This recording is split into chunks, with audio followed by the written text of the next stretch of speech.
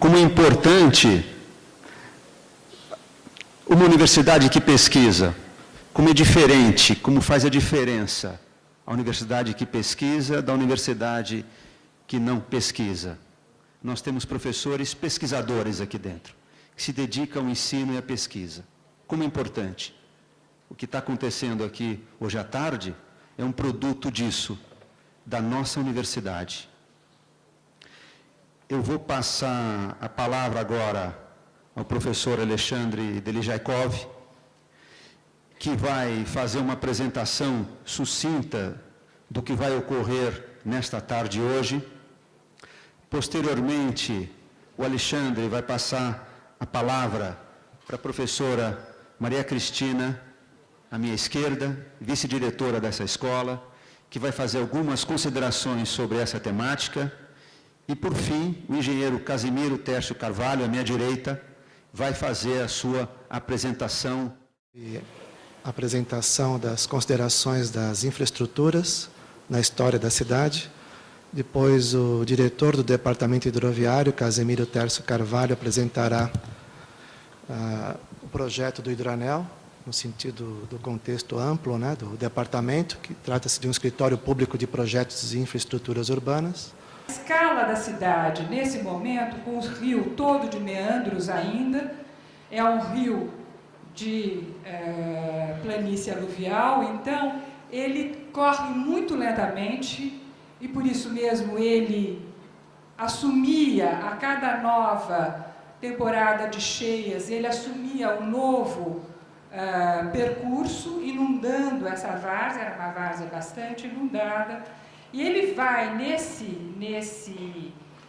percurso até meados do século XX. Nesse momento, no final do século XIX, o problema principal que queria se enfrentar ainda era a questão do saneamento. Então, o que estava se propondo era a Comissão de Saneamento do Estado de São Paulo, coordenada pelo engenheiro José Fonseca Rodrigues, está propondo, e como vocês veem, é um canal, uma retificação do rio, e justamente para resolver o problema de saneamento dessa área, esgotos domésticos, esgoto das indústrias que já existiam, do comércio, enfim. Era justamente para resolver esse problema que ele propõe uma retificação, como vocês veem, ele passa quase como se fosse uma reta e canalizaria o rio. Isso não foi feito e nós já temos um projeto muito mais sofisticado, muito mais complexo e que mostra que havia se modificado todo o conhecimento sobre esgoto, sobre a separação de esgoto, drenagem, navegação, já na década de 20. Esse projeto é o projeto de Saturnino de Brito, que está propondo, como vocês veem, um outro tipo de tratamento da várzea do Tietê, inclusive com lagoas, com a possibilidade de navegação, com a separação, porque nesse momento já se sabe que há um problema de você juntar a água, porque o conhecimento, a gente precisa lembrar que um dos campos de conhecimento que mais progrediu é a medicina, quer dizer, a gente vira o século XX sem saber a causa das doenças. E no momento em que se achava que as doenças se passavam pelo ar, que passavam pelos fluidos, no momento que se sabe que se passa por um meio como a água, a separação do esgoto, da drenagem, da água, quer dizer, tratar o esgoto de forma separada de toda a drenagem, se mostra uma necessidade. E o projeto do Saturnino justamente já previa essa possibilidade. Aqui a gente tem um corte, e vocês vão então depois ver algumas questões que vão ser tratadas aqui nesses projetos novos, ou seja, a gente não é por falta de projeto, quer dizer, na década de 20 nós temos o Saturnino procurando resolver a questão da drenagem, a questão do esgotamento, propondo a navegação desse rio Tietê, protegendo as várzeas e tratando, então, de uma forma bastante integrada esse sistema de um rio junto com a cidade. Agora, vocês veem, mesmo no slide anterior, como a questão do rio ainda é pensada apenas nessa área que é a área urbanizada nesse momento, né? A cidade de São Paulo, a gente ainda está com uma cidade que está dentro desses, quase que dentro desses limites do município de São Paulo.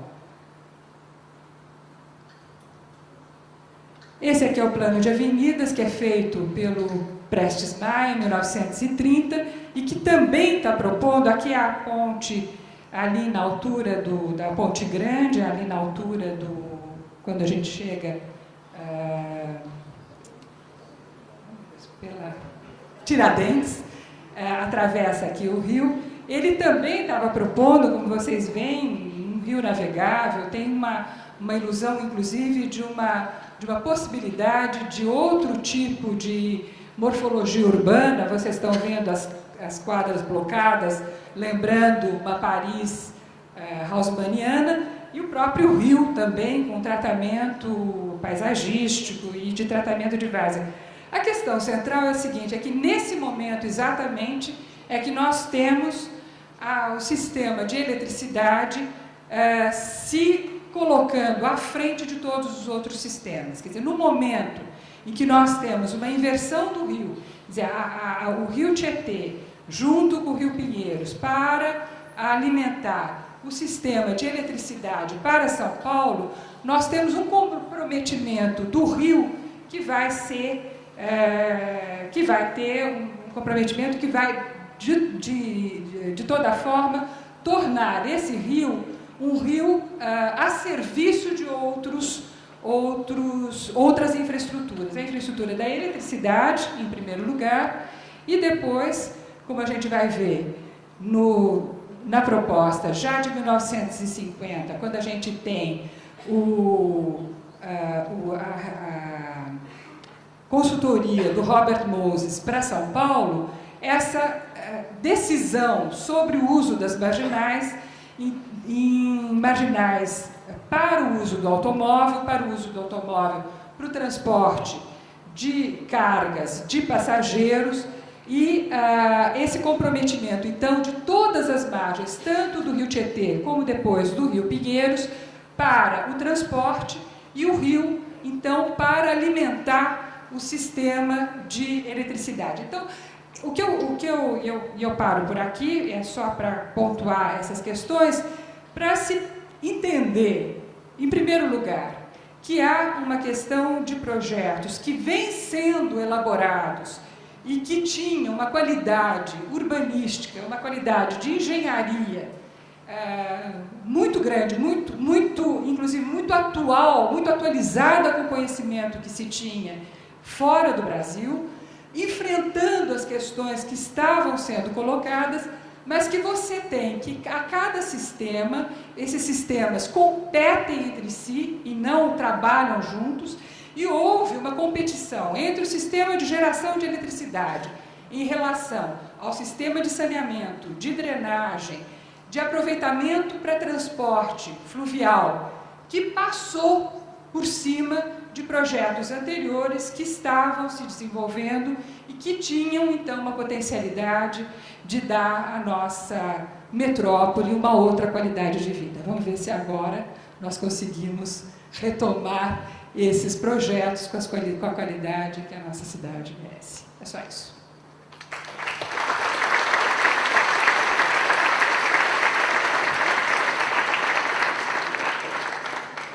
Boa tarde a todos. Primeiramente, gostaria de agradecer a FAO pelo evento, de ponta a ponta, né, desde as palestras que vão ocorrer nos próximos 3 dias e a exposição. A equipe do professor Alexandre está de parabéns. Quero saudar os estudantes aqui que estão aqui presentes, os funcionários do Governo do Estado de São Paulo, do Legislativo e do Executivo, aos técnicos do Departamento Hidroviário, aos que passaram pelo Departamento Hidroviário, enfim.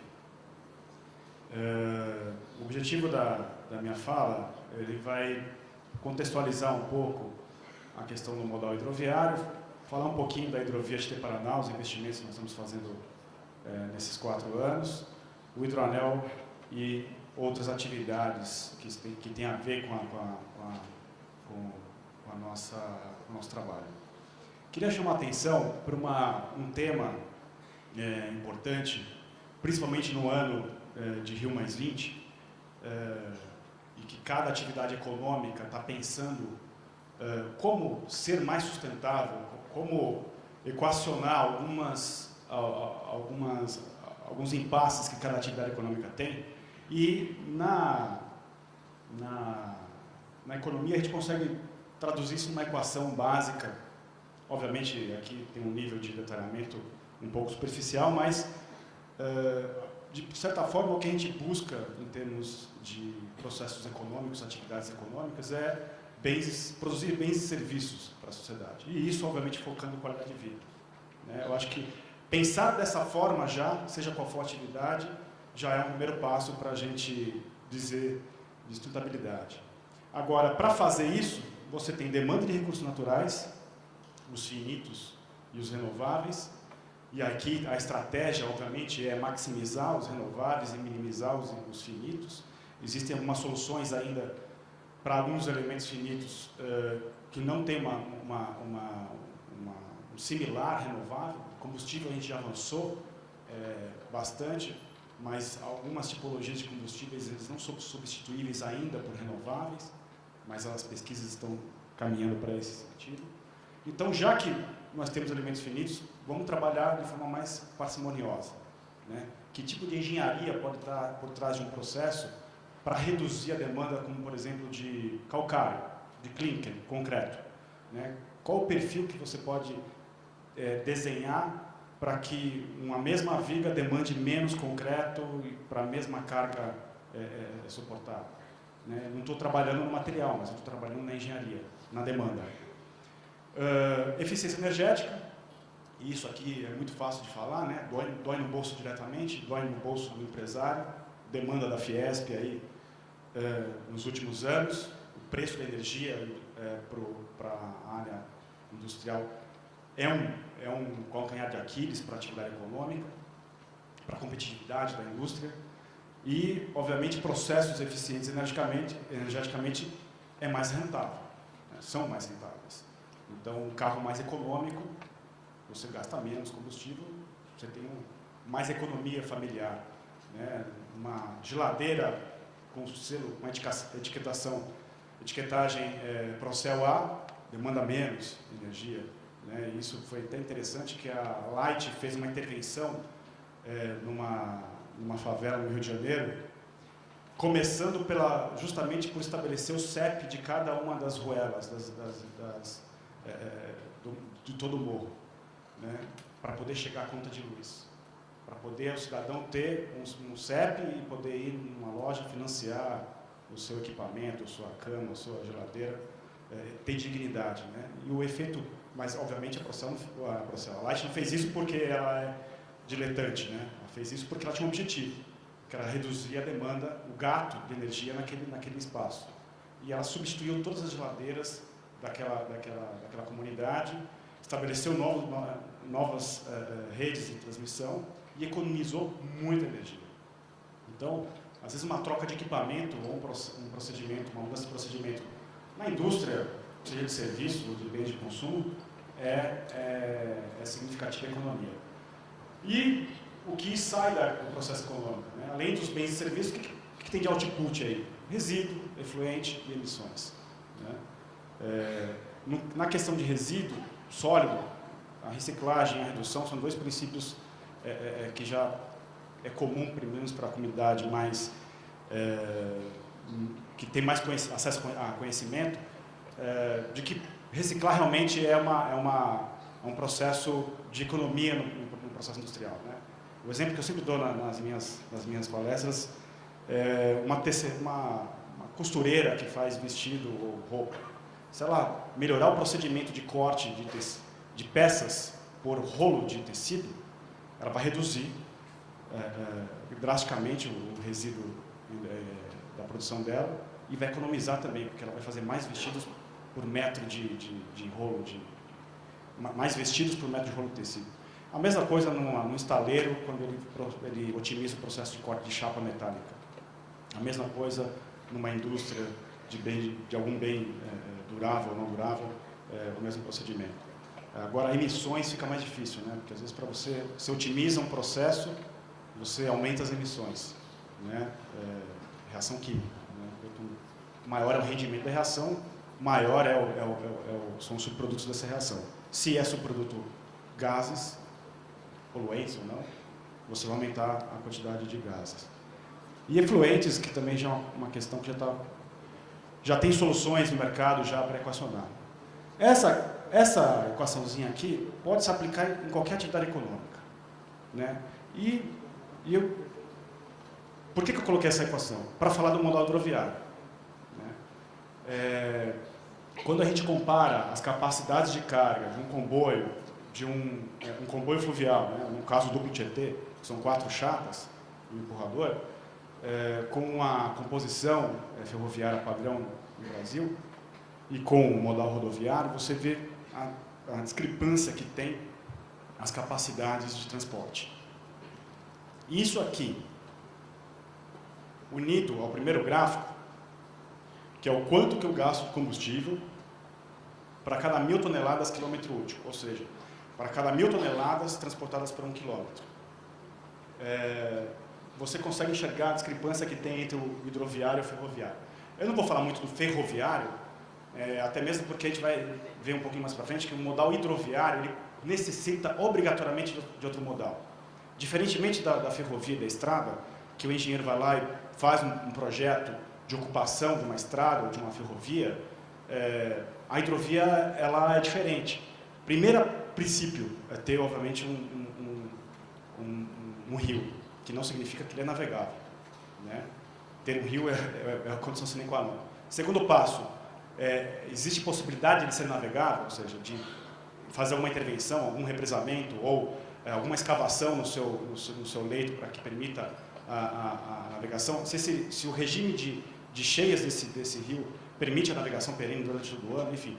Essas são outras perguntas que a gente tem que fazer para aquela via potencialmente navegável. Mas isso não basta, né? A hidrovia ela precisa ter pontos de conexão com outros modais para poder, de fato, ser utilizada. Então, eu vou me restringir muito mais à comparação entre rodo e hidroviário, uma vez que o hidro e o ferro eles têm uma disputa de carga no mercado, e a gente vai ver um pouquinho mais para frente como é que isso funciona. Mas o que tem que chamar a atenção aqui é justamente esses 5 comparado com os 96, que tem reflexo diretamente nesse gráfico amarelo aqui embaixo à direita, que é, obviamente, as emissões de CO2 por 1.000 toneladas quilômetro útil, né? E aí a gente observa a matriz de transporte do Estado de São Paulo, tudo bem que esse número está um pouco desatualizado, mas o objetivo desse gráfico é justamente mostrar a discrepância entre o modal rodoviário e o hidroviário. Então, daqui a gente tira o quê? Pensando em logística verde, há um modal hidroviário, há um modal a ser atacado aí com agressividade. Em termos de vias potencialmente navegáveis, que estão sob responsabilidade do Estado de São Paulo, nós temos a costa paulista, que é hidroviário também, né? Marítimo, mas é hidroviário. E o Rio Tietê e um trechinho do Tietê nas marginais. Sobre responsabilidade do governo federal, a gente tem o Paranazão, por serem águas que pertencem a mais de um estado, acaba ficando sob a responsabilidade da ARANA, que é a agência ligada à Codomar, responsável pela gestão desse espaço, e os rios potencialmente navegáveis, né, que precisam de intervenção. Pode ser um derrocamento, pode ser uma barragem, enfim, algo precisa ser feito nesses corpos d'água para permitir a navegação, para permitir a navegação aqui. Obviamente, para cada tipo de rio, você tem uma embarcação tipo, né? No caso, o comboio do hidroanel ele tem uma dimensão bem menor do que o comboio do Tietê a jusante. E aí os potenciais navegáveis no nível federal. Bom, quando a gente fala em atividade hidroviária, a gente fala em fluvial e marítimo. né? Tem algumas pessoas que acabam achando que hidroviário é só água doce e que aquaviário é todo tipo de água. Não. Aqua, hidro, tem as suas origens no grego e no latim, mas vamos sempre pensar de forma lato sensu, né? Então, o que a gente pode atribuir às atividades hidroviárias? Com relação às vias, né, as linhas longitudinais de navegação, e aí, no meio fluvial, nós temos a hidrovia Tietê-Paraná e a hidrovia metropolitana. No meio marítimo, nós temos a hidrovia metropolitana da Baixada Santista, que hoje está em estudo pela Secretaria de Portos. Nós somos potenciais curadores dessa hidrovia, mas, como já tem muito trabalho na equipe, vamos cuidar de quem já está fazendo já. A hidrovia do Sal, que é uma hidrovia pequena, de 11 quilômetros, isso a gente já está em negociação com a Carbocloro, é uma hidrovia que liga o Porto de Santos à base da Carbocloro, e é engraçado porque nós somos altamente dependentes dessa indústria, né? 80% de todo o tratamento de água do país é abastecido com cloro da Carbocloro, né? E qualquer desabastecimento de sal na planta, e já quase aconteceu isso, por 2 dias não houve desabastecimento, ficaria comprometido o saneamento no país, né? Digo em São Paulo porque nós somos os principais demandadores dessa indústria, mas ela tem capacidade para fornecer para todo o país. E a cabotagem, né, que é a navegação na costa e entre portos brasileiros. Com relação às travessias, nós temos as travessias interior e as metropolitanas. Existem muitas travessias, são cerca de 40 travessias nós temos no interior. E as litorâneas que todo mundo conhece, né? Quem já foi para o litoral, ou para São Sebastião e Ilhabela, ou atravessou ali Guarujá, Bertioga, Santos, Guarujá, enfim. E os portos, né? Os portos privativos aí da hidrovia Tietê-Paraná e os 2 portos marítimos que nós temos em São Paulo, que é o Porto de Santos e o Porto de São Sebastião. Então, eu estou chamando a atenção para isso, porque eu entendo que a universidade, quando ela passa a estudar intervenções arquitetônicas numa hidrovia metropolitana, o universo aqui, nós podemos extrapolar aqui, tem estudo de graduação e pós-graduação para bastante tempo aí. Bom, o desnível, né? A hidrovia Tietê-Paraná, ela está nesse primeiro trecho, aqui em amarelo, tá? Em que você tem um desnível da cota 400 até a 600, mais ou menos. Existe um salto entre município de Salto e Edgar de Souza, que precisaria de várias intervenções, várias recursos para poder permitir a conexão com o hidroanel, né? Aí, obviamente, faz uma análise, obviamente, crítica, né? Quanto custa essas intervenções e se o que vai ser transportado nesse trecho se paga, né? E, obviamente, nesse estudo de previsibilidade em 55, e garanto, se a gente for renovar esse estudo, vai dar que não é viável. Sem contar o impacto ambiental que essas barragens podem causar nesse trecho, né? E o hidroanel, que está aqui em cima, a montante, tá? Em termos de carga transportada na hidrovia Tietê-Paraná, teve um comportamento expressivo nos últimos 10 anos.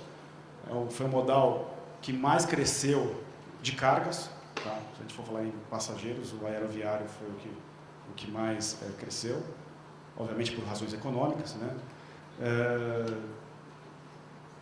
E quando a gente vai comparar o tonelada quilômetro útil, essa média salta para 23,1%. O que significa isso? Que a hidrovia está ocupando o espaço dela, né? O modal hidroviário ele é mais competitivo acima dos 400 quilômetros de distância entre os destinos. Então, a hidrovia Tietê-Paraná está cumprindo o papel de buscar a carga mais longe e fazendo o seu trajeto até Santos. Como vocês observaram, são cargas commodities de baixo valor agregado, principalmente os 5 mais aí, né, da hidrovia. E o que a gente está fazendo nesses próximos 4 anos é uma carteira de investimento, são 1,7 bilhões de investimento, 900 milhões do governo federal, do PAC, e 800 milhões do governo do Estado de São Paulo, né? São basicamente duas linhas de investimento. Primeiro, eliminação de gargalos, divididos em 3 grupos, ampliação do vão de navegação das pontes, aqui já tem vãos duplicados, mas aqui, por exemplo, o que acontece? Aqui está o comboio duplo Tietê. Então ele se separa, a montante, a jusante, dependendo de como ele tiver, de que lado da ponte ele tiver, passa metade do comboio por baixo dos pilares, ele fundeia a 1 km, 800 metros depois da ponte, volta escoteiro e faz o mesmo procedimento de novo. 1h30, mais ou menos, para fazer uma transposição dessa. E exige mais tripulação. Então, as obras que estão sendo finalizadas, essas 2 pontes, é a eliminação desses 2 pilares, reforço dos pilares mais externos, a implosão do tabuleiro de concreto e a recomposição de um novo tabuleiro metálico, né? Aqui você ganha tempo na navegação. Outro gargalo importante são os canais, né?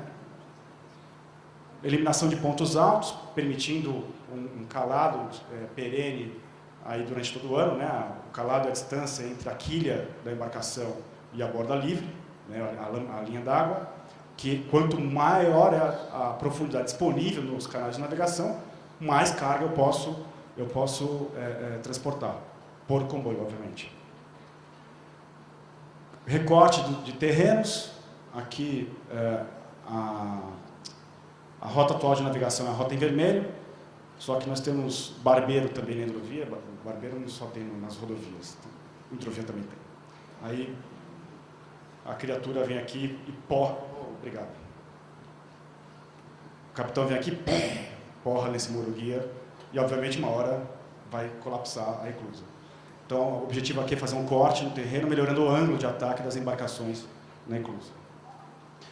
Outra intervenção, essa aqui é a ponte 425. Ela, depois que a gente duplicar lá o vão de navegação, vai ser necessário duplicar o canal submerso, porque é justamente aqui que a embarcação faz a separação, né? Então, esse é outro tipo de intervenção.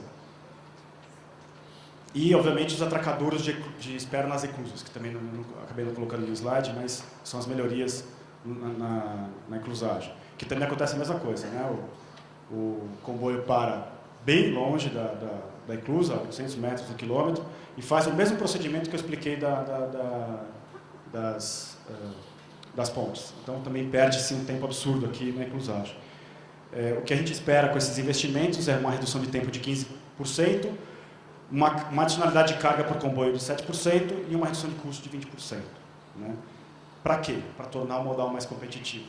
Né? Alguém fala assim, mas Tércio, você falou tudo isso da hidrovia, que o custo é menor, que é uma maravilha, e por que toda a carga não tomba para a hidrovia? Né? Apesar a despeito da taxa de crescimento. Justamente porque ainda existem gargalos. Né? Hoje, quem opera, os 3 grandes players na hidrovia, eles praticamente operam carga própria. E o que é a atividade hidroviária para eles? Uma redução de custo logístico. Né? O que a gente acredita que seja um ótimo indicador econômico é ter um 4º operador na hidrovia operando carga de terceiro. Ou seja, a atividade hidroviária sendo uma atividade lucrativa por si só. Né? Ela parando de pé por si só. Ou seja, o sujeito vai lá, investe, faz a aquisição de um comboio e começa a vender o serviço. O segundo bloco de investimento, além dessas eliminações de gargalos, são as extensões.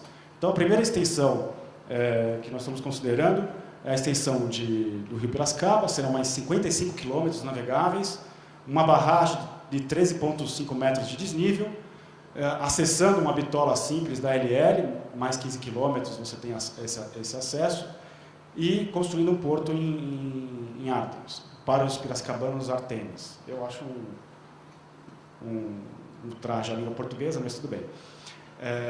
Aqui visa uma redução de custo de R$ 5,6 por tonelada transportada. E a extensão até Salto, né? É uma extensão mais audaciosa, são 5 barramentos, 200 quilômetros de extensão. O que nós estamos fazendo é o projeto básico executivo de AMB Conchas, pretendemos iniciar a obra nessa gestão ainda. Né?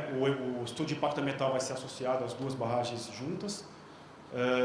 Vamos fazer também o projeto executivo e básico de Laranjal e os projetos de eclusas para Tietê e Porto Feliz.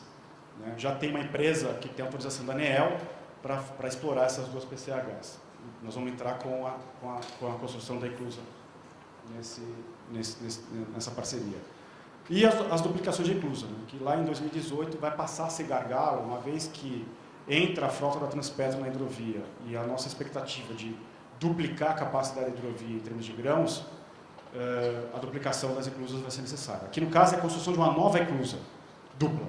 Então, nós teremos 2 eclusas por barragem, sendo uma simples e uma dupla, o que vai agilizar bastante a transposição dessas barragens. E os portos? Vamos fazer o projeto básico executivo dos 4 e implementar a Satuba e Artemis. Tá? A ideia é trazer aqui para a hidrovia a experiência dos portos marítimos. Né? Então, o governo vem, faz o investimento e arrenda para um operador público com metas de operação de carga. O que acontece hoje? Se alguém quiser descarregar soja no final da hidrovia, vai ter que fazer negócio com algum grande que já está lá. Então, um fazendeiro que tem uma carga spot para operar, ele vai ter que se ajoelhar para alguém que tenha o porto na mão. Né? A mesma coisa acontece em Santos, com os operadores de commodity. Né? Foi até interessante que em São Sebastião vieram alguns operadores de açúcar, queriam vender açúcar para Bangladesh. Teve duas perdas de safra consecutivas no sudoeste asiático, em função das moções, e eles procuraram São Sebastião como alternativa logística porque os terminais de Santos estavam jogando baixo. Né? Tudo bem, eu transporto o seu açúcar, mas eu vou pagar o preço que eu quero pagar pelo seu açúcar. Né? Isso não é legal, né? Mas, enfim, é a regra do mercado. E, tendo opção, você democratiza o acesso à hidrovia aqui. Né? E o sonho aqui de consumo é justamente Salto, estando mais próximo da região metropolitana e das regiões mais industrializadas, iniciar um processo de carga de retorno que hoje não existe. Né? Primeiramente, com Artemis na hidrovia, o objetivo é ter carga como calcário dolomítico, que a região é uma região importante de produção de calcário dolomítico para correção de solo agrícola, e fertilizante. Mas o sonho aqui, e eu acho que nós estamos num espaço para poder, que tem essa liberdade de pensamento, é ter o container na hidrovia, levando bens duráveis e não duráveis para importantes regiões econômicas. Né? Se uma rede supermercadista traçar uma estratégia de abastecimento de um polo importante como Araçatuba é hoje, por que não toda a sua cadeia de suprimentos vir por rio? Né? Basta planejamento. Bom, falando agora, então, eu falei um pouco da hidrovia lá, jusante, do Tietê a jusante, vamos falar agora sobre o hidroanel aqui dentro da metrópole. Os trechos hoje navegáveis são o trecho de Edgar de Souza até Traição, no Rio Pinheiros, e até a Barragem da Penha. Né? Navegável peronomútil. Né? No São Paulo Boat Show do ano passado, teve um grupo de empresários que se aventurou a ir de lancha da Marginal Pinheiros até o salão do Boat Show, que eu acho que ou era no Transamérica e saíram da Tietê, ou enfim. E aí o desafio era o carro pela Marginal e a lancha pelo rio. Só que tinha tanto lixo no rio que passou 100 metros, o hélice pegou um monte de sucata e danificou o hélice e a lancha ficou à deriva lá. E chamaram a imprensa, foi até engraçado. Mas depois contra mudar o hidroviário. Né? Mas justamente, um processo importante é justamente a limpeza dos rios. Né? E limpeza de rio não é só uma política de transporte. Né? Limpeza de rio é uma política de saneamento metropolitano.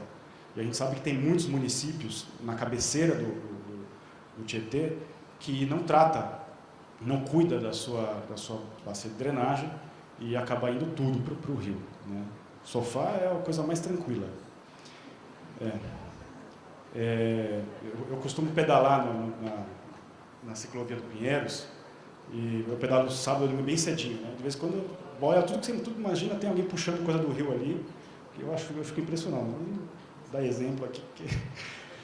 Bom, quais são as premissas que foram feitas nesse estudo, que a FAO teve uma participação muito importante? A articulação arquitetônica entre o rio e a metrópole, e tem um dado importante aqui: a Secretaria de Gestão Metropolitana propôs para o governador investir pesado na readequação arquitetônica das marginais, né? Então, nós iniciamos um processo aí de o que a gente pode fazer de intervenção nas marginais para melhorar o contato da população com o rio, né? A ciclovia, ela é a pontinha do iceberg, né? Eu acho que, para quem não pedala, quer começar a pedalar, vá pedalar na ciclovia. E quem não pedala na ciclovia, vai pedalar também. O cheiro está bem melhor hoje, né? No ano passado estava muito pior. Porque chama atenção, você começa a pensar o rio sendo parte da sua vida, né? Não o rio lá e o carro aqui, né? E um caminhão baforando na sua frente. Infraestruturas urbanas e metropolitanas, então equipamentos públicos, habitação social, enfim, são premissas que tem que ter interface com o rio, né? A gente sabe que o principal gargalo hoje da gente de recuperar os dois rios é saneamento ambiental, né? É deixar de jogar esgoto no rio, e mesmo além de deixar de lançar esgoto no rio, fazer um trabalho exaustivo nas redes de drenagem, né? Porque não basta só você fazer a coleta e o tratamento de esgoto, mas você tem uma quantidade de sedimento do tecido urbano que isso vai para o rio e prejudica o corpo d'água. Gerenciamento integrado dos recursos hídricos, ou seja, pensar o uso múltiplo, não ficar o uso múltiplo só na lei, mas pensar na drenagem da macrometrópole, na navegação, no abastecimento público, na geração de energia, né? Nós temos uma usina na Billings, a Harry Border, que tem um potencial de abastecimento de geração de energia absurdo, né? E ela tem uma potencialidade com abastecimento público que é muito interessante, porque para a água ser bombeada pela Harry Border, ela precisa estar em excesso na Billings. Ela está em excesso na Billings, significa que essa água ela é boa para abastecimento público. Então, ela é boa para abastecimento público na metrópole, aqui em cima, e lá embaixo para Santos, né? Passa pela Harry Border, gera energia e abastece Santos com água. Navegação, que obviamente é o tema principal que nós estamos discutindo aqui, quer dizer, pelo menos o tema principal da nossa responsabilidade no departamento hidroviário, e como havia falado já, a drenagem urbana. O transporte, buscar portos de origem e destino, localizado, obviamente, na metrópole, porque o rodoanel, o hidroanel, ele é um ativo hidroviário estanque, né? Ele não tem contato nem a montante nem a jusante, como já falei aqui. E as cargas tipo para o hidroanel são aquelas cargas que são evidentes, né? Saltam aos olhos. O sedimento de dragagem da própria DAE, né? Para quem pega a marginal, todo dia, vê lá as dragas do DAE. Os lodos de ETA e de ET, né? De estação de tratamento de esgoto e de água. Resíduos sólidos urbanos. Eu conversei com um dos diretores da EcoUrbs. Por noite, são mais de 100 caminhões que saem da estação de transbordo de Pedreira e vai para São Mateus, do outro lado da cidade. Se você tivesse 2 ou 3 chatas que fizessem esse percurso, primeiro que ele poderia navegar durante o dia, né? E segundo que tiraria esses 80 caminhões, 80 viagens diárias de resíduos. E são aqueles caminhões gigantes, né, de 35 toneladas. Resíduos sólidos urbanos, resíduos de construção civil e material de empréstimo, material de escavação. Então, começar por aqui. Tá? Isso aqui é uma carga que é um brólio metropolitano, né? O resíduo é gerado em toda a metrópole e ainda não se existe uma articulação regional metropolitana para definitivamente resolver a questão do resíduo. Seja por contratos, cada prefeitura tem o seu contrato com o coletor e o tratador do resíduo, seja por uma incompatibilidade, às vezes até digo política, porque o prefeito A está disposto, mas o B não está. Aí numa segunda gestão, o B está e o A também não está. Então, isso é muito difícil, né? Eu acho que o exemplo clássico que eu pego foi quando o Caraguá instituiu uma lei municipal proibindo Ubatuba de transportar resíduo pelo meio do tecido urbano de Caraguá. Horas. Tinha que passar por Caraguá para subir a Tamoios, né? Então, essa falta de maturidade na gestão municipal acaba atrapalhando esses acordos regionais, né? Bom, aqui um exemplo que eu quero puxar é Paris. Nós temos terminais de cargas e passageiros no meio da metrópole e um paralelo em São Paulo, justamente as conexões que nós podemos criar com o hidroanel. Então, aqui em negro está o ferroanel. Alguém pode falar, mas está lá no projeto. Não, vai sair, né? Nós fizemos várias reuniões com a ANTT. O Ferroanel Norte, ele vai ser um trabalho aí de 6, 8 mãos, né? A CPTM precisa de áreas de áreas de garagem para os trens metropolitanos. A ANTT entra com reequilíbrio de contrato com a MRS, a MRS entra fazendo a construção e a separação, a segregação do tramo de carga do tramo de passageiros, né? E isso tem que acontecer até 2015, porque em 2015 os tempos de redução entre um trem e outro na CPTM vão cair para 3 minutos. E esses 3 minutos será impossível passar, o trem de carga fazer a transposição. Então, a MR está com uma faca no pescoço, ou ela faz, né? Agora, o que a gente precisa saber é como é que a gente consegue fazer uma negociação boa para que o governo ganhe e o setor privado também ganhe. Seja uma relação de ganha-ganha. O Rodoanel Mário Covas está sendo concluído agora com as fases de obras do leste e com a implementação do norte, e o hidroanel, né? Então, o que chama a atenção esse chart aqui? Nós temos 3 áreas de conexão multimodal. Então, vamos utilizar essas áreas com inteligência, né? Se nós podemos ter os 3 modais se conectando, vamos utilizá-los para que estabeleça um porto ou de origem ou de destino, né? Raciocinando alto aqui. Aqui são os entrocamentos, o Cebolão, já foi construída a eclusa do Cebolão, ela ficou um tempo sem operação, agora ela foi retomada a operação dela. O canal de Pinheiros, temos que vencer aí duas barragens, a de Traição e de Pedreira. A de Traição todo mundo conhece, né? A hidrovia sai por aqui, para quem pedala. Obras de dragagem na Cabo Tietê, também vai ser importante para garantir a navegação em todo o trecho. Foi feito um levantamento das concreteiras que estão em São Paulo e olha que interessante, grande parte delas estão muito próximas do rio, né? Isso chama atenção para quê? Voltamos lá, por exemplo, de Paris. Paris tem áreas como essa de disposição de resíduos de construção civil para obviamente, reciclagem e insumos para construção, também do lado do rio. Concreteiras tem suas áreas de produção, e aí a betoneira sai daqui e vai para o bairro fazer o abastecimento de concreto, né? Planejamento. As ETs, obviamente, estão ao longo dos rios, né? Óbvio.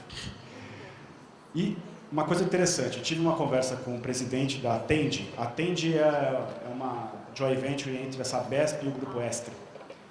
E justamente nesse trecho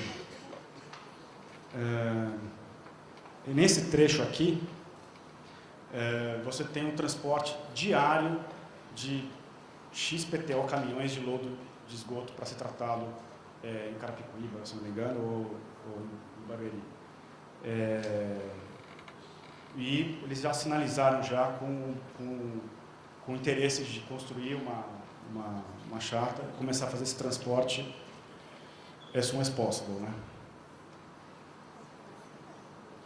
Aqui é a Marginal, sexta-feira, saindo de São Paulo. Para quem gosta de velejar, vai para o litoral. Para quem gosta de escalar, vai para a Pedra do Baú. E o que a gente pode resgatar aí, tirar da Marginal em termos de carga, 1 milhão de toneladas por ano, né? É só traduzir isso aqui, dividir por 35 toneladas, que é o que cada caminhão suporta, e o número de viagens que nós vamos tirar das marginais. 26 mil viagens são estimadas. Aqui é o projeto da barragem da Ecluso da Penha, o projeto da Ecluso da Penha. Após algumas negociações do governo, nós vamos iniciar o processo de viabilização dessa eclusa. O principal demandante é o DAE, justamente que o reservatório da Penha é um reservatório com uma quantidade de dragagem com vistas a resolver o controle de enchentes e a disposição disso fica jusante no rio. Então, essa eclusa vai permitir a navegação em mais 14 quilômetros até a ponte da Nitroquímica. Opa, o que eu fiz aqui? Aqui. Bom, eu vou ser extremamente superficial agora, porque eu não vou roubar a cena do Alexandre. Ele vai apresentar esse trabalho com o nível de detalhe merecido. Foram estabelecidos aí 4 tipologias de porto, 4 de origem, um porto de sedimentos, um de lodo, de resíduos sólidos urbanos e resíduos de construção civil, não triados e os triados. E um porto de origem que haja triagem, processamento e destinação final de resíduos e que haja conexão multimodal, que são aqueles 3 elementos que eu mostrei lá atrás. Então, aqui são algumas plantas de concepção arquitetônica desses portos. Você fala assim, nossa, quando a gente vê isso aqui construído, vai dar orgulho de São Paulo, né? Aqui é um exemplo na Bélgica. É possível. Os 3 portos multimodais, dividindo a seção de área de influência de carga em 3 sistemas, Carapicuíba, Anchieta e Itaquá. Olha que interessante, isso aqui tem um potencial de conversa com o Porto de Santos significativo, com a Baixada Santista, né? O Porto de Carapicuíba, aliás, eu acho que se existe um espaço na metrópole que existem trilhões de projetos, todo mundo já teve ideias mil, foi justamente essa lagoa de Carapicuíba, né? Eu já vi uns trilhões de projetos aí. Quem tiver projeto bom, isso é uma coisa que eu aprendi no governo. Eu sou neófito na área pública. Mas se tem projeto bom, você tem licença ambiental, você tem quem execute, tem dinheiro. Acho que o melhor exemplo disso é a disparidade de investimento hidroviário que nós vamos ter na Hidrovia de Paraná, das hidrovias Tocantins, do Araguaia, que todo mundo ficou xingando, né? Isso é uma coisa que tem que servir de exemplo para os outros servidores públicos. O que não tinha nas outras hidrovias? Projeto. O que tinha aqui? Projeto. Né? Eu até brinco assim, a gente tira os bottoms e você consegue trabalhar pelo bem comum. Né? E se a gente for fazer análise crítica, todo esse trabalho que nós estamos tendo, que não é pequeno, está aqui a nossa equipe do DH para dizer que eu estou com um chinelinho dia sim, dia não, para a gente executar, não é fácil executar 1,7 bilhões de investimento, ainda mais com vários pontos de intervenções, tem obras de 1,5 milhão e tem obras de 300 milhões. Né? O Rodoanel é mais fácil de executar, vencido todas as etapas de licitação, enfim, né? É uma obra só. Né? Aqui na hidrovia são mais de 58 pontos de intervenções. Né? Então, é difícil. Então, tendo projeto, tem dinheiro. Né? Terminais intermodais na Europa, também, aqui chamando atenção para a malha férrea, para a integração. E o que o estudo de pré-viabilidade apontou, plotando todos os portos planejados. Aqui mais a Cruz do Retiro. Bom, eu não vou roubar a cena O Alexandre ele vai detalhar esses. A obra mais complexa, que é o canal Taeço-Peba, isso é uma coisa que eu acho interessante, porque não é uma obra hidroviária pura e simples, é uma obra de macrodrenagem, né? Você absorve as águas de chuvas justamente nos períodos de verão, alimentando o reservatório da Billings, e é interessante que nós estamos numa área na cabeceira da bacia, ou seja, é uma água que é mais limpa, ou seja, ela pode ser drenada para Billings, servindo de abastecimento para a região metropolitana de São Paulo, gerando energia e abastecendo Santos. Aqui a escada de eclusas do Taeço-Peba, né? Ele vai ter que subir e descer. Chamando a atenção aqui, né? Aqui é a maior cota. E ela vai estar justamente num túnel ligando a jusante por um lado, no Taeço-Peba, e a jusante na Billings por outro lado. Então vai ter sistema de bombeamento também, só que o balanço energético tem que ser positivo.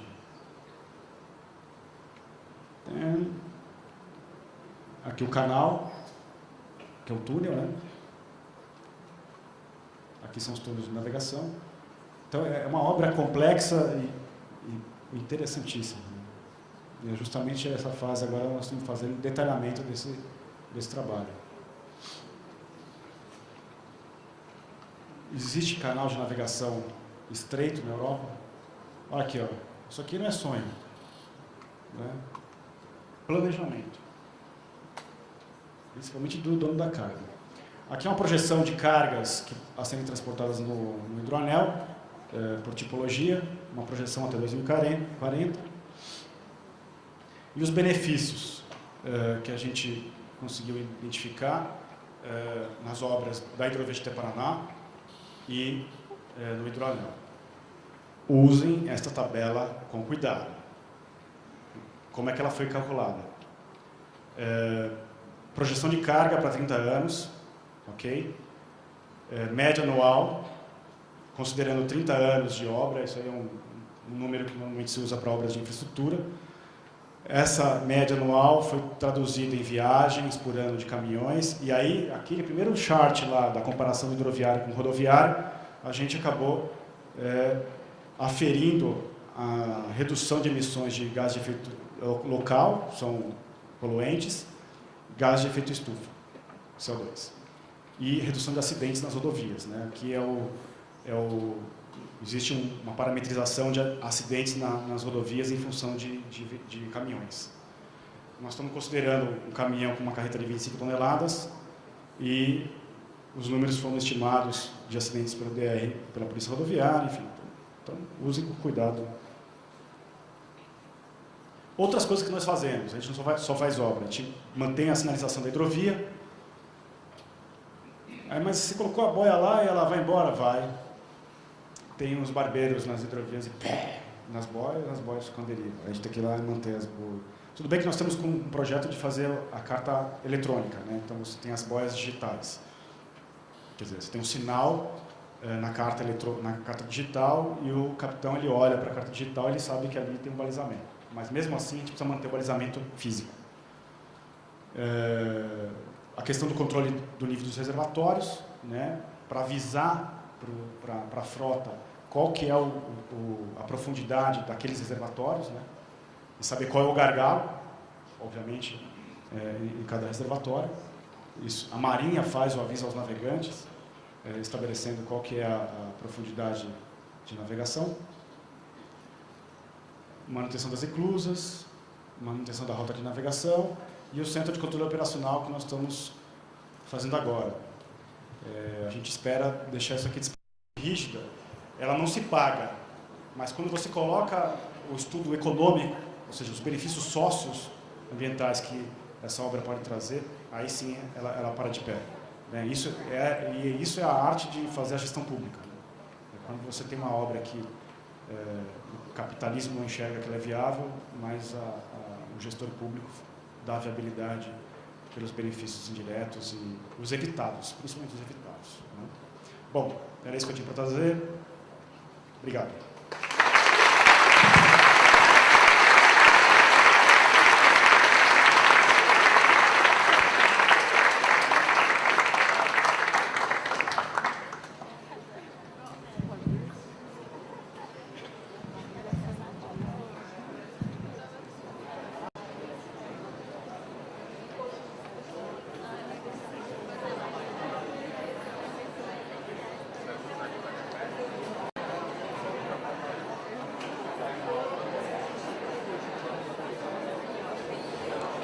mais uma vez, foi no último dia que eu vim aqui falar sobre o mesmo tema, foi em 14 de fevereiro de 2011. Então, eu apresentei uma apresentação técnica, eminentemente técnica, falando de vazões de níveis, barragens, barcos, raios de curvatura, etc, etc. Eu sei que o projeto passou, um ano já decorreu, muita coisa foi pensada, muita coisa foi repensada, e eu achei que a apresentação que o Tércio fez já foi bastante abrangente, deu-lhes também uma ideia abrangente. Alexandre, sem dúvida alguma, vai dar aqueles detalhes todos, né, urbanismo dele, e eu aqui pretendo apenas criar um pouco de polêmica, porque basicamente eu sou uma pessoa mais ou menos polêmica. E eu cuidei desse projeto desde o comecinho dele. Esse projeto é muito interessante, ele já foi pensado por várias vezes, tanto é que tinha uma eclusa em Pedreira, tem uma outra eclusa Traição, e me lembro bem que em 1976 ou 78, em plena crise do petróleo, a CESP, a Companhia Energética de São Paulo, tinha pensado em transportar lixo de São Paulo para a usina de Pedreira, para, em vez de queimar óleo e combustível, queimar lixo. Eu, nessa época, estava no IPT, e foi dentro do IPT que fizemos um estudo para transporte de lixo ao longo do Rio Tietê e Canal do Pinheiros, coletando lixo ao longo de 5 ou 6 pontos ao longo do rio, jogando esse lixo todo em Pedreira. Vimos a tecnologia belga, japonesa e outras, e tudo realmente fazia crer que iria dar resultado positivo. Mas, no final, a coisa parou. Finalmente, agora, depois de 40 anos quase, né? Ou 35 anos, nós estamos voltando nesse projeto, mas de uma maneira muito mais ambiciosa, muito mais ambiciosa. Quer dizer, não é apenas a utilização do Rio Tietê e Pinheiros, entre a Penha até Edgar de Souza, até, né, Pedreira. Não.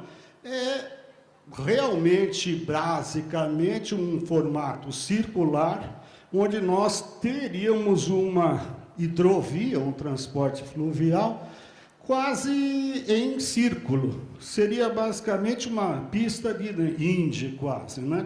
Seria ela fechada. Bom, quando nós começamos a fazer esse projeto, há cerca de 1 ano e meio, 2, alguma coisa disso, eu tive dúvidas grandes, porque eu já tinha mexido nisso, tinha percorrido esses trechos todos. Algumas dúvidas dela já não tenho realmente mais, mas apareceram outras. São essas dúvidas, depois de ter realmente feito esses estudos todos, esses cálculos todos, feito uma reflexão grande sobre exatamente tudo, são esses pontos que eu queria colocar para ver se nós achamos uma solução para cada um desses vários pontos. Então, as perguntas que soam-me sempre são estas. Em termos gerais, ele poderá ser viável? Quais as condições que o levariam a ser um empreendimento viável?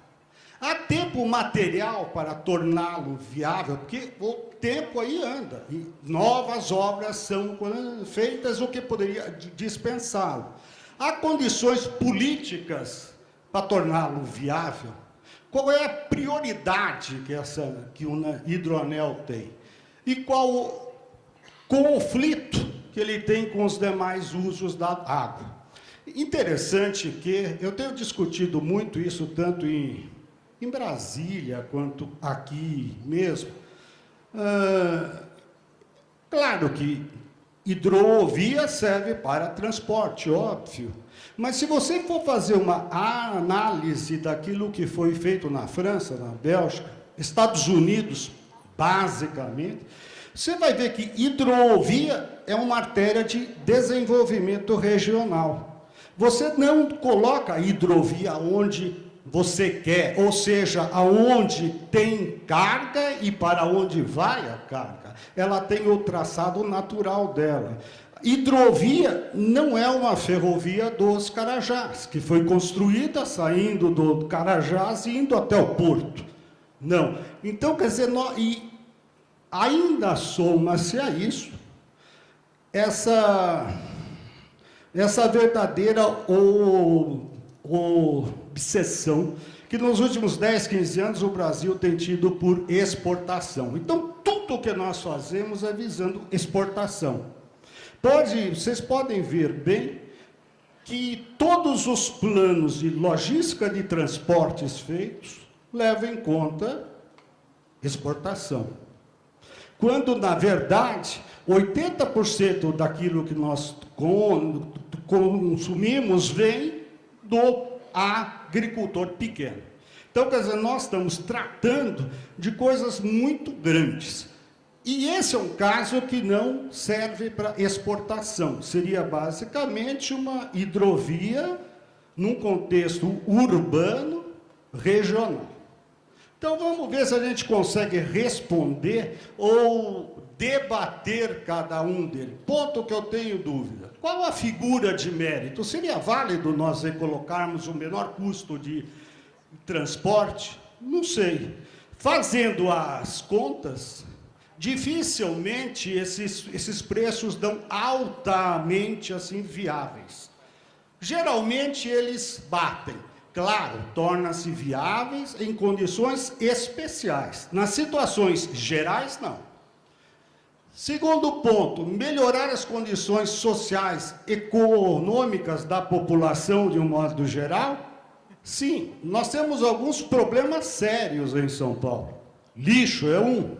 Então, quer dizer, se nós dessemos, usando o rio, uma possibilidade de nos vermos livres de uma atitude ambientalmente correta do lixo, isso seria uma vantagem que valeria tudo, que pagaria tudo, e financeiramente é viável.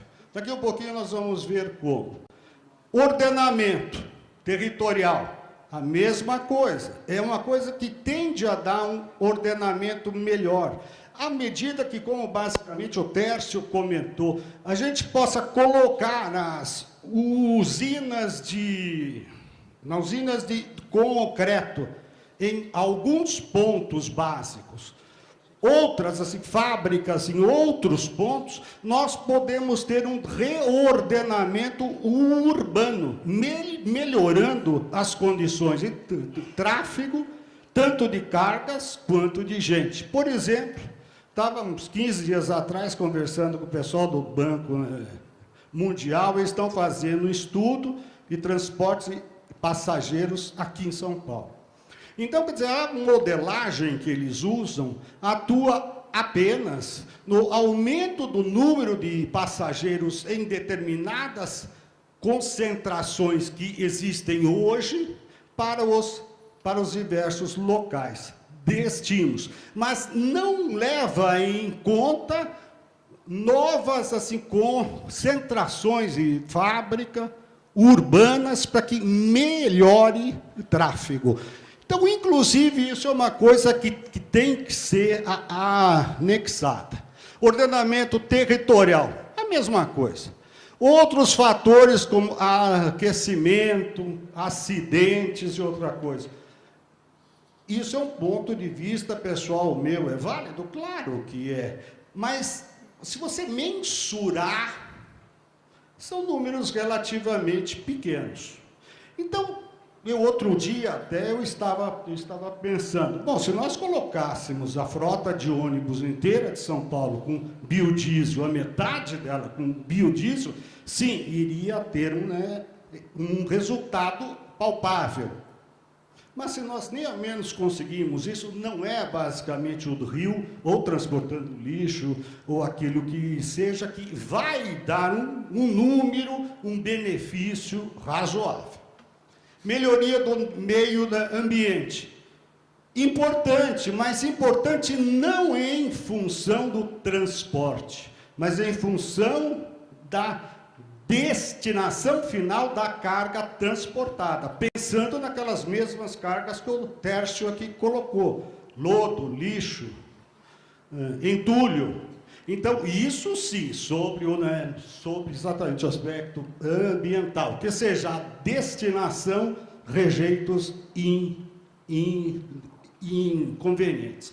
Assim, em termos gerais, o transporte dificilmente será viável sob um ponto de vista empresarial. Lembra, quando eu falo viável, em termos de empresa, governo não é empresa, Estado não é empresa, empresa visa lucro, governo não visa o lucro direto. Então, quer dizer, não é viável que uma empresa faça, mas talvez seja enormemente viável para que o Estado fomente isso, um transporte desse. Então, ou seja, suposição minha, numa primeira fase, nós temos que dar alguma coisa pronta. Experiência nisso que eu tenho é isso. Você só vende alguma coisa a mais se você dá alguma coisa pronta. Dificilmente consegue-se avançar em um projeto grande se nós não vencemos uma etapa inicial dele, que é uma etapa pequena. Temos condições de fazer etapa pequena? Hoje já temos todas as condições. O Tércio já comentou, nós já fizemos um estudo, por exemplo, de transporte de lixo em Santos, para o litoral, deu algo extremamente viável, isso com usina térmica a lixo, não é levando lixo para aterro, não. Então, a ideia aqui é basicamente usina térmica a lixo. É viável? É. Vocês podem estar certos que é. Sob um ponto de vista geral, empresarial, nós teríamos que levar em conta o custo que nós temos do lixo hoje, em transporte pelo caminhão, aterro sanitário, a maioria deles degradados. Então, se você levar em conta isso tudo, é extremamente viável. Bom, então, primeira coisa é solucionar um caso específico, seja lixo, dragagem ou algo que seja, para que tenha uma visibilidade inicial, para que acenda aquela pequena luzinha, para que após isso a gente consiga avançar. Senão nós não vamos avançar. A fase 2, sem dúvida alguma, deixa de ser um problema de transporte, deixa de ser um problema de lixo, é um problema urbanístico. Então, quer dizer, você vai criar uma nova São Paulo em torno das marginais, irá fomentar atividades ao longo das marginais. É uma atividade médio prazo, longo prazo. Eu já não assim, verei mais isso. Sob o aspecto de transporte, eu fiz apenas umas continhas para vocês verem o quanto que é importante que a carga esteja o mais próximo do rio possível. Aquelas distâncias D1, D2, são as distâncias que teriam que ser transportada a carga desde um ponto até um porto, D2 idem, desde o porto até a sua destinação final. Importante é que esse D1, D2 sejam zero. E eu não levei em conta aqui que o custo específico de transporte de rodo sobre exatamente a hidrovia fosse realmente em torno de 3. O que realmente é? Se você pegar o custo de transporte para o caminhão custo de transporte pelo rio, a relação que dá é essa. Você consegue chegar a 4 no máximo aqui. E considerei o custo de porto zero. Se você incluir na fórmula o custo de porto, a coisa piora. A fórmula mostra que você tem que estar com a carga muito próxima ao rio para que obtenha vantagem econômica. Somente a vantagem econômica. Então, seria viável que nós fizéssemos um estudo muito particular em cima de cada carga, particular em cima do lixo, particular em cima do entulho, vendo realmente quais as condições que eu preciso ter para que esse transporte seja viável. Eu não sei se vocês já escutaram, mas é uma história que sempre eu conto, é óbvio que o Pedro, que todos eles já escutaram, o Tércio já escutou ele mais uma vez, mas eu vou colocar, em 1977, 78, eu saí do IPT e fui para a CESP. Hidrovia do Tietê-Paraná não tinha nada, tinha apenas a eclusa de Barra Bonita pronta, operacional, a de Bariri idem. E eu fui lá para buscar alguma carga. E a única carga o único produto que eu vi lá transportável por água era cana.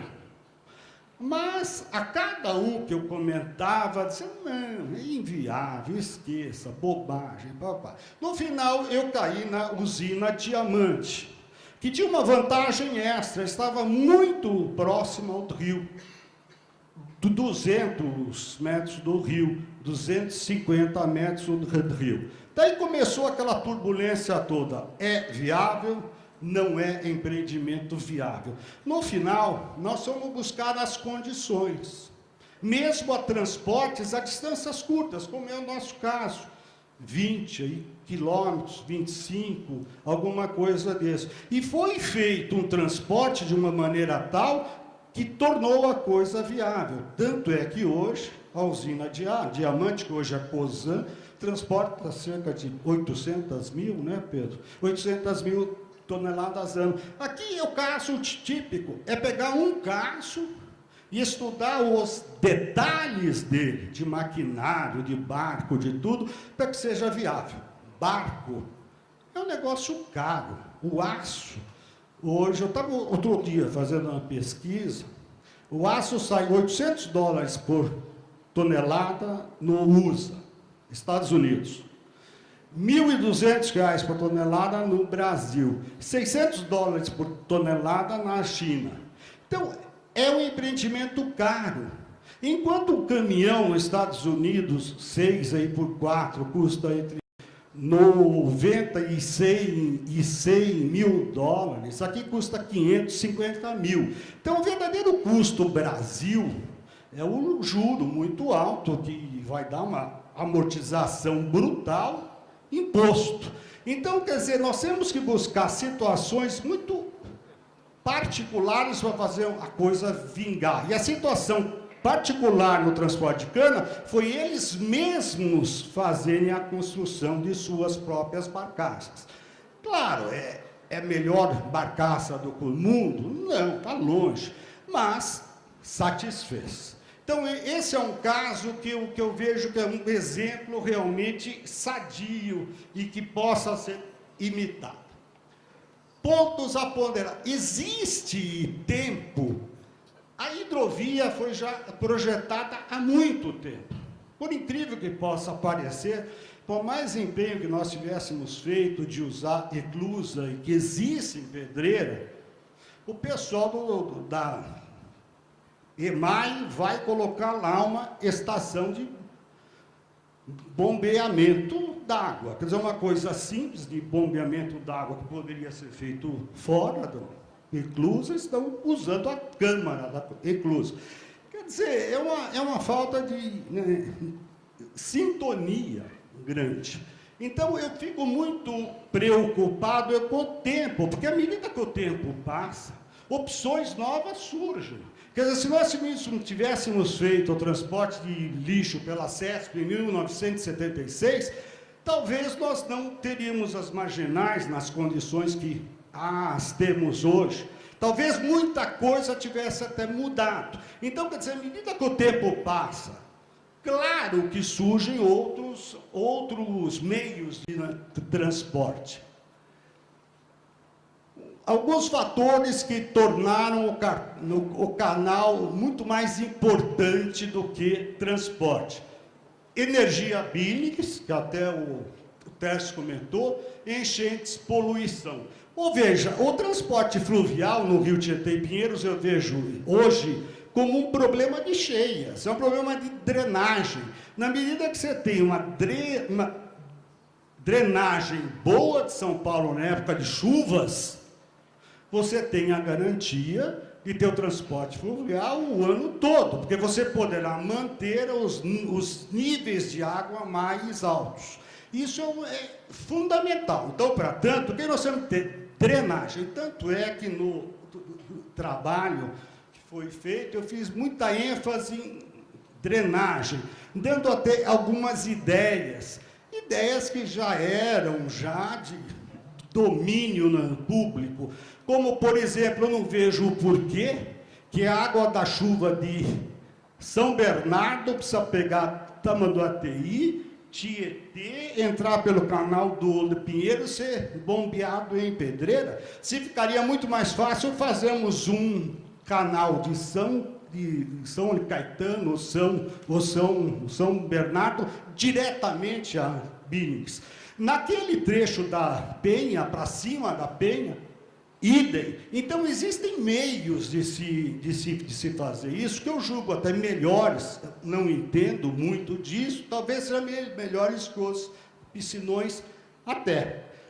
Bom, mas o importante é isso, não podemos deixar o tempo passar, porque senão nós vamos ficar igualzinho Carolina na canção, a banda. Bom, quais os fatores positivos que nós temos hoje, que temos que nos prender a ele, importantíssimo, eclusa no Cebolão. Se nós não hoje tivéssemos eclusa no Cebolão, era impossível pensar em algo. Está lá. Manutenção da eclusa de Traição, pequena. Tudo bem, é pequena, mas eu acho que em 2 anos a gente pode aumentá-la mais, estou chamando de fase 1. Numa fase 2, não, constrói-se outra, mas numa fase 1, poderia usar essa com algumas pequenas alterações. Negativo, eu já falei, inclusa de Pedreira, e os novos projetos que estão sendo feitos, que não consideram o fator transporte, consideram tudo. Transporte é bobagem. Transporte de lixo, loucura. Então, é meio difícil. Então, o empenho que nós devemos ter é forçar a esses diversos organismos, aqui, como Secretaria de Saneamento, Energia, Transportes, é óbvio, e quer dizer que realmente reivindiquem que o transporte fluvial seja colocado junto com os demais usos da água. Na CESP, quando eu cheguei na CESP, em 1977, o desprezo era total. Mas depois, com o tempo, mostrando, observando e colocando, a coisa vingou. Obviamente que não vingou por minha causa, não, esqueçam isso, que é bobagem. Vingou porque teve a vontade política de um Montoro para fazer. Ele foi lá e disse, façam. E foi exatamente buscar verba, e daí teve um empenho político para que a coisa fosse realmente feita. E daí, então, nós demos aquele espaço que a hidrovia está aí. Bom, qual é a ótica que nós podemos ter? Como é que nós podemos fazer com que o governo torne essa ação prioritária no curto, médio e longo prazo? Eu acho que tem que definir exatamente o curto, exatamente o médio, exatamente o longo. Então, a ótica, no primeiro caso, do rejeito, são as cargas denominadas públicas. Por isso é que apareceram, aquilo que o Tércio falou, numa estação na Zona Oeste, uma estação na Zona Sul, uma estação na Zona Oeste. Porque aquilo lá é o destino final. Ali estariam as usinas que utilizariam lixo para queima, para geração. Ali estariam os resíduos de saneamento, estão já, e dragagem, óbvio, e rejeitos de construção, entulho seria colocado lá para geração de materiais de construção para casas e pequenas, etc. Qual a prioridade em termos de Estado? Se deixarmos acontecer, não acontecerá nada. No governo federal, é o exemplo típico. Tem palestra, um dia sim, um dia não, um dia sim, um dia não. Não acontece nada, absolutamente nada. O principal ali é palestra e modelagem. E modela tudo, dá errado tudo. Deixa eu só dizer uma coisa aqui que eu adoro falar. Esse, o Bucige, então, vai adorar. Fizeram o Plano Nacional de Logística de Transportes. Porra, modelagem, arenas, cambão, uma beleza o negócio. Bom, para o ano de 2011, o Rio Madeira tinha carga no Rio Madeira. No ano de 2023, 12 anos depois, a carga do Madeira sumiu. Daí você vira a página, está a hidrovia do Tapajós e Teles Pires carregada de carga. Quer dizer, ou seja, não é feito um planejamento, daí que eu volto ao caso, é desenvolvimento regional. Se você cria um rio com Madeira e não coloca as condições para que a Madeira tenha as condições próprias de crescimento, não adiantará nada. A oportunidade próxima será deslocar. Então, nós não estamos criando raízes, esses planos não criam raízes.